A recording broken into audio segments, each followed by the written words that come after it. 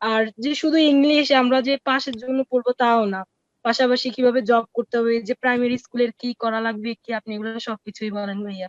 ফাহমিদা আপু, যে তুমি অনেক লম্বা অনেক দিন ধরে ক্লাস করছো, কি মনে হয় খুব বেশি কি তোমাদের সময় নষ্ট হয়ে গেছে? তোমাদের যে পেমেন্টটা আমাকে দিয়েছো, এটা কি খুব বেশি মানে কি বলবো, যে ভাইয়া সময়ের এত সাথে? স্বল্প হ্যাঁ। অ্যামাউন্টে এত দিন ধরে, মানে কত মাস ভাইয়া কোর্স করাইলে নর্মালি সবারই একটা ইন্টেনশন থাকে 3-4 মাস পরে কোর্সটা আমি করাই দিব শেষ। হুম হুম। আপনার মধ্যে ভাইয়া এটা নাই। আজকে আলহামদুলিল্লাহ। 1 বছরের উপরে স্যার, আমরা তো 2019-এ আমরা আসছি, মানে ভর্তি হুম। হয়েছি। আপনি আপনার ধৈর্য সবকিছু রেখে আমাদেরকে পড়াচ্ছেন। আর ইনশাল্লাহ, কোনোদিনও আলহামদুলিল্লাহ। বিরক্ত বোধ দেখিনি, আমরা মাঝে মাঝে বিরক্ত হয়ে যাই, আরে ক্লাস আছে এই এই। বুঝতে পারছি, ভাইয়া বুঝতে আপনার পারছি। মধ্যে কোনো বিরক্ত বোধ নাই, সব সময় বুঝানো।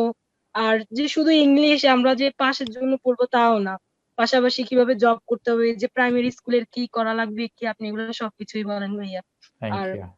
মানে আমাদের ভবিষ্যতের জন্য আপনি বলে দিচ্ছেন কিভাবে কি করলে না করলে কি হবে। এটা আমার ভাইয়া আমি তো দায়িত্ব। গেস্ট আসলে টিচার, হচ্ছে আপনি কি, আমি অনার্সে আমি আজকে যাই 10 ভাইয়া, 10 ইয়ার্স ধরে আমি আমার অন্যান্য স্টুডেন্টকে একটা জিনিসই স্টুডেন্টদেরও যেন বুঝে আপনি যাচ্ছি। ভালো একজন টিচার। বুঝে আসছি যে তোমরা হচ্ছে মইন্স নিউ ইংলিশ একাডেমিরই এক সদস্য। সো তোমরা কিভাবে ইন ফিউচারে ভালো কিছু করবে, একটা স্টুডেন্টে অনেক ভুল করবে, একটা স্টুডেন্ট পারবে না, একটা স্টুডেন্ট কোশ্চেন করতে লজ্জা ফিল করবে, তারপর হচ্ছে হেজিটেশন থাকবে, পড়ার প্রতি আগ্রহ থাকবে না, ফাঁকিবাজি করবে।